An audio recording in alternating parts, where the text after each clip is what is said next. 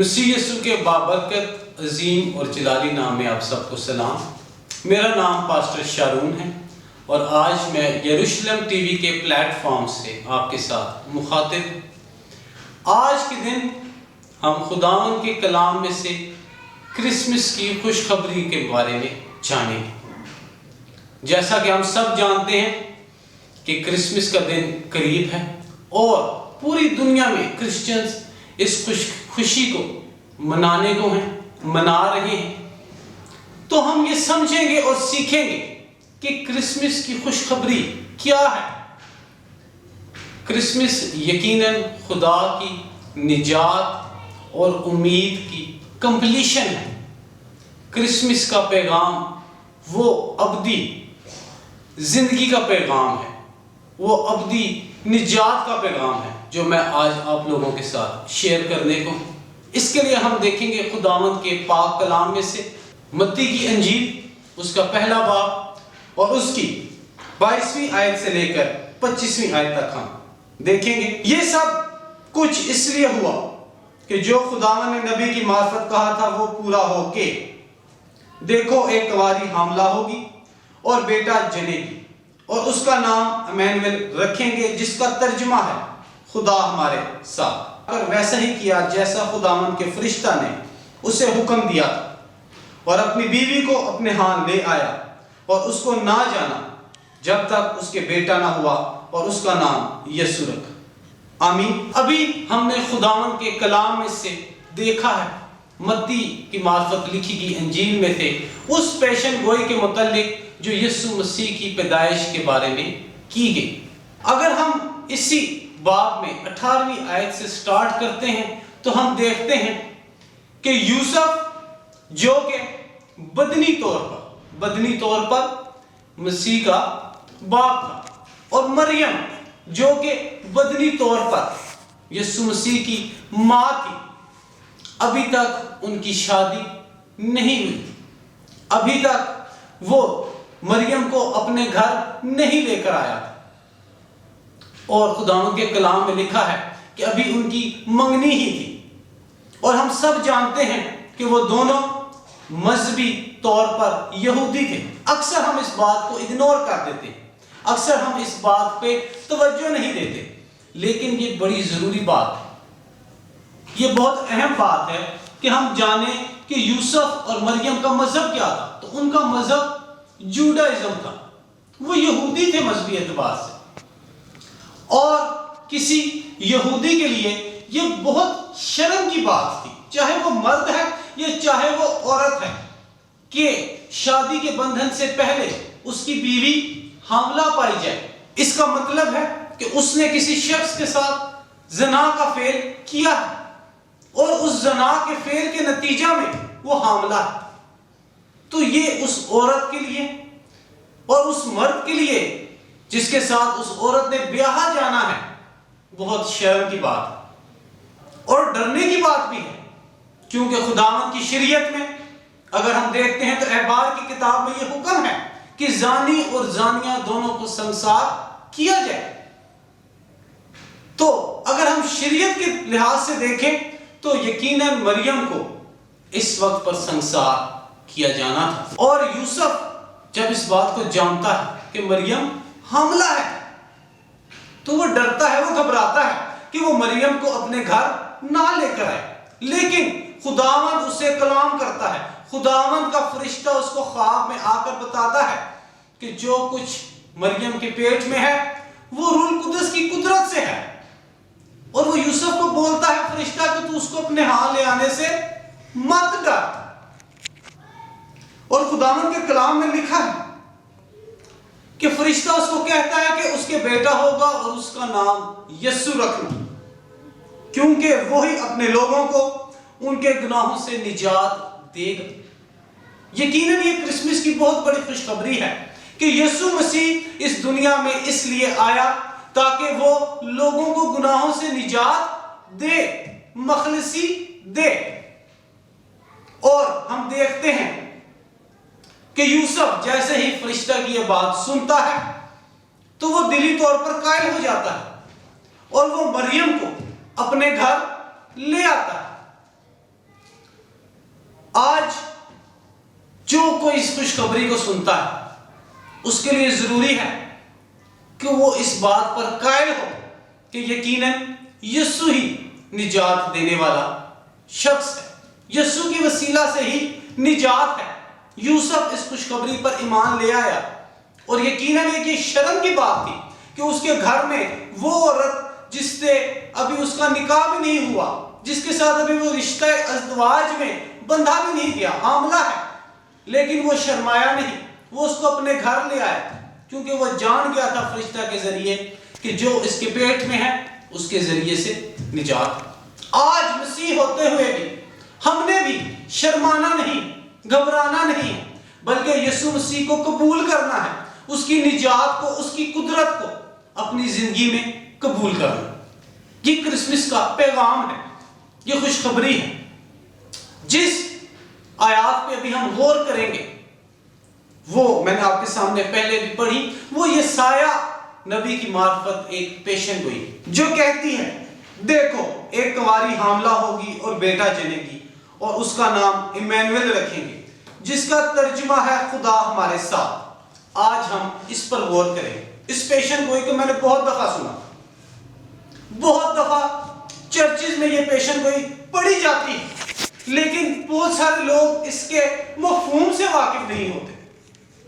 آج اس plate form سے، اس جگہ سے ہم اس پیشن گوئی کو سیکھیں گے۔ ہم کرسمس کی تمام تر کہانی کو جانتے ہیں، سمجھتے ہیں، لیکن یہ پیشن گوئی اکثر لوگوں کو سمجھ میں نہیں آتی، یا یہ پیشن گوئی صرف پڑھی جاتی ہے، سمجھائی نہیں جاتی، سکھائی نہیں جاتی۔ تو آج ہم اس پیشن گوئی کو سمجھتے ہیں۔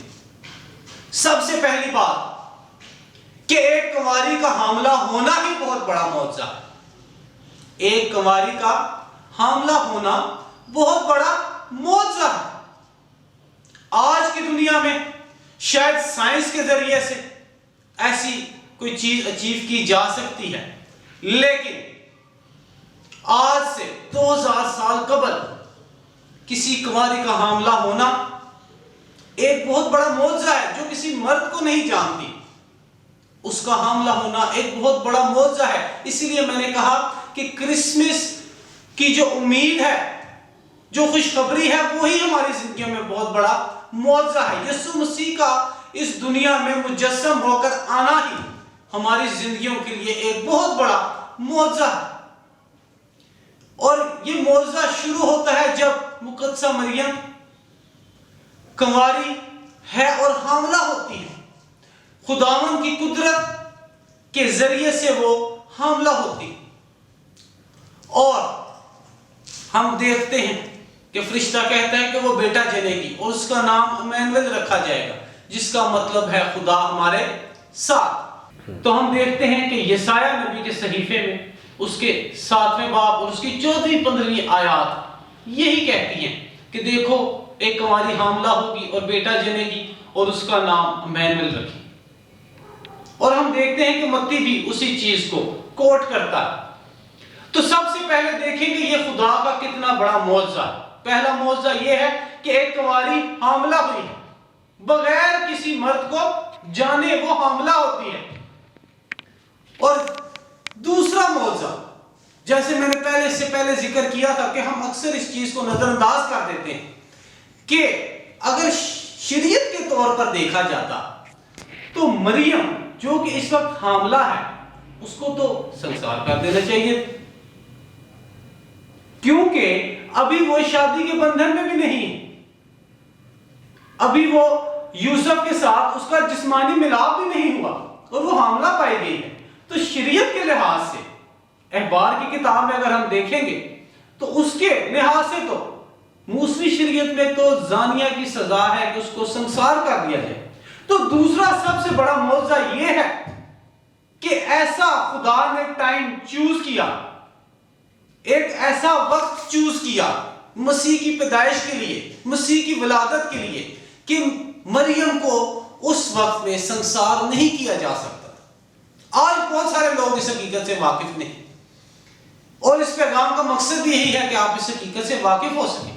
فیملی ممبر جو مقدسہ مریم کو ایک خدا کی مانند پوجتے ہیں، ان سے میں نے یہ سوال پوچھا تو ان کے پاس کوئی جواب نہیں تھا. میں نے کہا کہ دیکھیں مقدسہ مریم شادی سے پہلے حاملہ پائی جاتی ہے، تو کلام تو یہ کہتا ہے، موسوی شریعت تو یہ کہتی ہے، اور جیسا میں نے شروع میں بھی کہا کہ وہ مذہبی طور پر یہودی ہیں، تو موسوی شریعت تو یہ کہتی ہے کہ اگر کوئی شادی کے بغیر حاملہ پایا جاتا ہے تو وہ زنا کرتا ہے، اور زنا کاری کی سزا سنسار کی جانا ہے، پتھروں کے ذریعے اس کو مار دینا ہے. تو کیسے مریم بچ گئی؟ تو کسی کے پاس اس بات کا جواب نہیں ہوتا.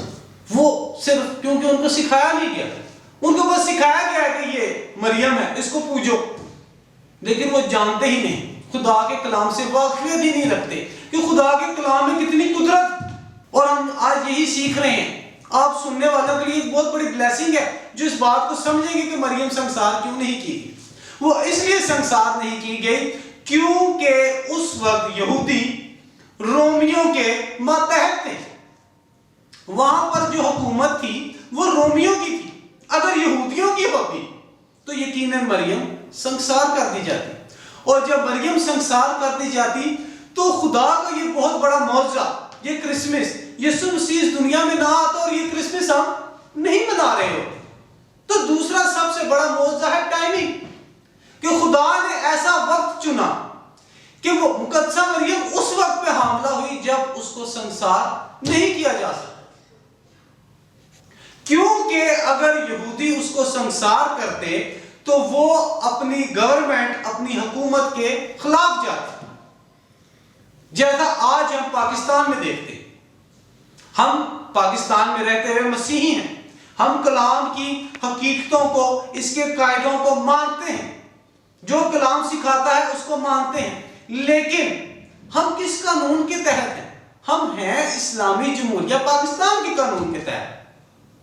اسی طرح یہودی مانتے تو تھے موسوی شریعت کو، وہ جانتے تھے کہ اس کو اب سنسار کرنا چاہیے، لیکن وہ نہیں کر سکتے تھے کیونکہ وہ رومی حکمرانوں کے خلاف نہیں جا سکتے تھے. آج پاکستان میں بہت ساری چیزیں ہیں جو ہم کرسچن ہوتے ہوئے چاہتے ہیں ہم کریں کلام کے مطابق، لیکن ہم نہیں کر پاتے. کیوں نہیں کر پاتے؟ کیونکہ ہم گورنمنٹ آف پاکستان کے انڈر. اگر ہم کوئی ایسا عمل کریں گے تو ہمیں حکومت پاکستان پکڑ لے گی، وہ کہے گی آپ کو مذہبی طور پر یہ آزادی نہیں کہ آپ اپنے کلام میں جو لکھا ہے اس کو امپلیمنٹ کریں لوگوں کے اوپر. یہی وجہ ہے کہ اس وقت پر یہودی اپنی شریعت کو رومیوں کے تھرو نہیں امپلیمنٹ کر سکتے تھے، وہ لاگو نہیں کروا سکتے تھے مریم کو. اور اسی لیے ہم دیکھتے ہیں کہ یوسف بھی صرف گھبراتا اور شرماتا ہے، اس کو بدنامی فیل ہوتی ہے کہ میں مریم کو گھر لے کر آؤں گا اور یہ آلریڈی حاملہ ہے. لیکن وہ یہ جانتا تھا، اور مریم بھی یہ جانتی تھی کہ ابھی سنسار نہیں کر سکتے یہودی ان کو سنسار نہیں کر سکتے. تو دیکھیں دوسرا کتنا بڑا معجزہ ہے، اور وہ معجزہ ہے وقت کا، کہ خدا نے کیسا وقت چنا اس نجات دہندہ کو ہمارے درمیان بھیجنے کا، اس زمین پر بھیجنے کا. اگر اس سے پہلے کا وقت ہوتا تو یقیناً یہ پلان فیل ہو جاتا، لیکن یہ خدا کا پلان ہے. آج ہم نے یہ سیکھا ہے کہ یہ خدا کا پلان ہے کہ اس نے ایسا وقت چوز کیا کہ یہ پلان کمپلیٹ ہو، اور اسی بدولت مریم اس سنسار ہونے سے بچ سکی. یقیناً یہ بہت بڑا معجزہ ہے. تو ہم دیکھتے ہیں کہ یہ دوسرا بڑا معجزہ ہے. تو یقیناً یہ دو معجزات اس بات کی نشاندہی کرتے ہیں کہ یسوع مسیح حقیقی طور پر، جسمانی طور پر اس دنیا میں موجود ہو، اور اس دنیا میں اس کا آنے کا مقصد یہ تھا کہ ہم لوگ نجات پائیں اس کے وسیلہ سے، اس پر ایمان لانے کے وسیلہ سے نجات پائیں، ابدی امید پائیں، ابدی زندگی پائیں. یہ یسوع مسیح کا پلان ہے کہ اس پر ایمان لانے والے نجات پائیں. اور خدا اس پلان کو ہم دیکھتے ہیں، ہم نے دو معجزات کے وسیلہ سے دیکھا کہ خدا نے اس پلان کو کتنی خوش اسلوبی کے ساتھ تکمیل تک پہنچایا. اور ہم دیکھیں تو یہ خوشخبری ہم سب کے لیے، یہ تمام انسانیت کے لیے. ہم دیکھتے ہیں لوکا کی انجیل میں کہ یہ خوشخبری چرواہوں تک پہنچائی جاتی ہے. چرواہے جن کو شاید آج کی دنیا میں اتنا ویلیو نہیں دی جاتی، ایک بڑی لو سٹینڈرڈ کی جاب ہے. آج کی دنیا میں تو یہ لو سٹینڈرڈ کی جاب ہے، لیکن اگر ہم دیکھیں تو آج سے 2000 سال پہلے یہ اس سے بھی لو سٹینڈرڈ کی جاب تھی. یہ وہ نوکری تھی جو وہ شخص کرتا تھا جو اپنی جان دے دیتا کس کے پیچھے؟ بھیڑ اور بکریوں کے پیچھے. آج کے دور میں شاید کوئی چرواہا نہیں بننا چاہتا کہ ایک بھیڑ کے پیچھے، ایک بکری کے پیچھے وہ اپنی جان دے دے. کیوں؟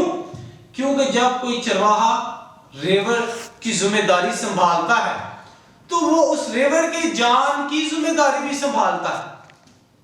اور جب کوئی شیر، ریچھ یا کوئی جنگلی جانور ان پر اٹیک کرتا ہے تو چرواہے کی ذمہ داری ہے کہ وہ اس جانور سے، اس ریوڑ کو بچائے، چاہے اس عمل کے دوران اس کی جان بھی چلی جائے. تو وہ اس معاشرے کا سب سے کم ترین شخص تھا، اس معاشرے کا سب سے لوسٹ شخص تھا، جس کی جان کی کوئی ویلیو نہیں، جو شاید ایک بھیڑ یا ایک بکری کے لیے قربان ہو جانے تھی. داؤد کہتا ہے کہ میں نے اپنی بھیڑوں اور بکریوں کو شیر اور ریچھ سے چھڑایا. وہ لڑا شیر اور ریچھ کے ساتھ اور ان پر اس نے قابو پایا.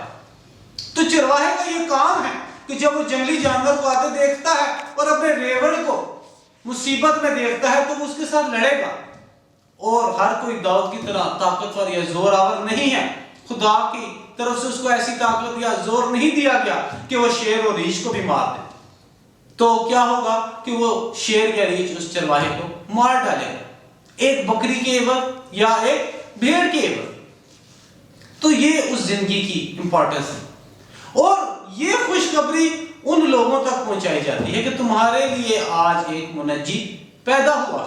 وہ لوگ جو لوست ترین طبقے پر تھے زندگی اس معاشرے کے.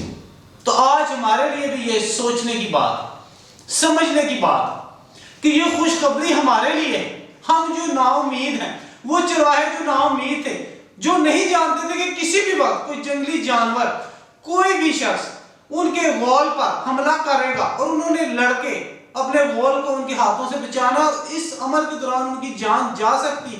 وہ کتنے نا امید تھے جب وہ بیٹھے ہوں گے رات. اپنی زندگی، ان کی زندگی کی کوئی امید نہیں کہ کس وقت چھن جائے، کسی شیر کے ہاتھوں، کسی ڈاکو کے ہاتھوں. آج وہ لوگ جو نا امید ہیں، آج وہ لوگ جو امید نہیں رکھتے، بالکل اسی طرح جیسے وہ چرواہے نہیں تھے رکھتے، جن کو یہ خوشخبری دی گئی کہ تمہارے لیے منجی پیدا ہوا ہے. تو ہم نے سیکھا کہ وہ چرواہے جن کی زندگی میں کوئی امید نہیں تھی، ان کے لیے یسوع مسیح منجی بن کر آیا، اور وہ گئے، انہوں نے جا کر اس منجی کو تسلیم کیا، اس کو سجدہ کیا. تو آج ہم لوگ جو کہ اس پیغام کو سنتے ہیں اور نا امیدی رکھتے ہیں، امید نہیں رکھتے، گناہوں سے نجات کی کوئی امید نہیں رکھتے، یہ ہمارے لیے پیغام ہے. کرسمس ہمارے لیے خوشخبری ہے کہ یسوع مسیح جو ہمارا منجی ہے وہ اس دنیا میں آ چکا ہے، اور آج جو اس پر ایمان لاتے ہیں ان کو وہ ابدی زندگی بخشتا ہے. ان کے لیے وہ ابدی میراث ہے جو اس پر ایمان لاتے ہیں. ان کے لیے وہ ابدی نجات ہے، وہ ابدی امید ہے، وہ ابدی مخلصی ہے، وہ ابدی شفا ہے جو یسوع مسیح پر ایمان لاتے ہیں. اور معجزانہ طور پر خدا نے جس طرح مسیح کو اس دنیا میں بھیجا ہے، تو آج ہم سب جو یہ سمجھتے ہیں کہ ہماری زندگی کی کوئی ویلیو نہیں، ہم نا امید ہیں، تو یقین کریں کہ یسوع مسیح ہماری سچی امید ہے. وہ ان چرواہوں کی بھی امید تھا جو نا امیدی میں تھے. وہ مریم کی بھی امید بن گیا، اس کی بھی نجات بن گیا، جو شاید زانیہ کے طور پر سنسار ہونی چاہیے تھی. لیکن دیکھیں کیسا بڑا معجزہ خدا نے ہماری زندگیوں میں کیا ہے. آج کے اس دن ہم نے خدا کے اس معجزے کو اپنی زندگیوں میں رکھنا ہے اور اس پر غور کرنا ہے اور اپنی زندگیوں کو اس امید کی طرف لے کر جانا ہے، اس نجات کے ستون کی طرف لے کر جانا ہے جو ہمیں ہماری نا امیدی سے، گناہوں سے، دکھوں سے، تکلیفوں سے نجات بخشنے کی قدرت رکھتا ہے، اور وہ ذات صرف خداوند یسوع مسیح کی۔ آئے ہم چھوٹی سی دعا کریں گے اور اس میسیج کو کلوز کریں گے۔ اے عظیم قادر مطلق آسمانی باپ، یقیناً تو نے ہم سے اتنا پیار کیا کہ اپنے بیٹے کو بخش دیا، اور وہ ہماری امید ہے، نجات ہے۔